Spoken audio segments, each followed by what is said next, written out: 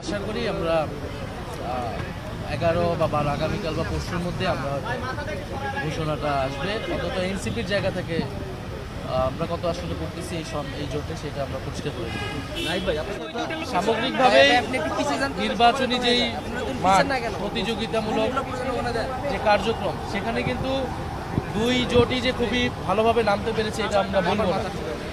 আপনি বিএনপির জায়গা থেকে তারা কিন্তু তাদের বিদ্রোহীদেরকে কথা বলা, তাদেরকে বসানো ফুল ফ্লেজে কিন্তু তারাও নামতে পারে, বরং আমাদের জামাত এবং এনসিপি জোট কিন্তু অনেকখানি এগিয়ে যে আমরা অলরেডি গণভোটের প্রচারণা শুরু করে দিয়েছি।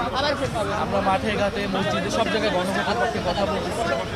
আসল সমঝোতার জিনিসটা কিন্তু আলোচনা চলমান, বাইরে হয়তো ঘোষণার আশাটা বাকি, কিন্তু আমরা কিন্তু আমাদের অভ্যন্তরীণ যে কাজ সেটা আমরা করতেছি। নির্বাচনের জন্য সব ধরনের প্রস্তুতি আমরা রাখতেছি।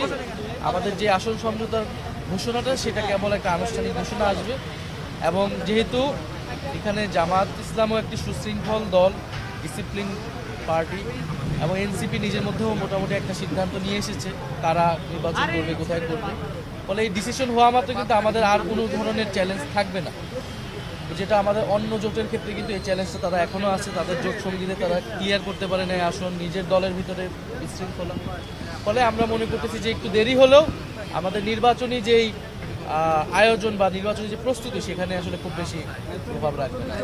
এটা তো একটা আশঙ্কা, একটা নিরাপত্তাহীনতা তৈরি করেছে পরিস্থিতি। সরকার কিছু উদ্যোগ নিয়েছে, নিরাপত্তা প্রহরী ব্যবস্থা করেছে, কিন্তু এটা তো একটা আশঙ্কা থাকতেছে। বিশেষত শরীফ ওসমান হাদির হত্যাকারীদের এখনো যখন এই বিচারটা হলো না বা গ্রেফতার, যারা হত্যাকারী তাদেরকে গ্রেফতার করা গেল না, ট্রেস করা গেল না, ফলে এটার কারণে কিন্তু এই নিরাপত্তাহীন পরিস্থিতি আছে মাঠে।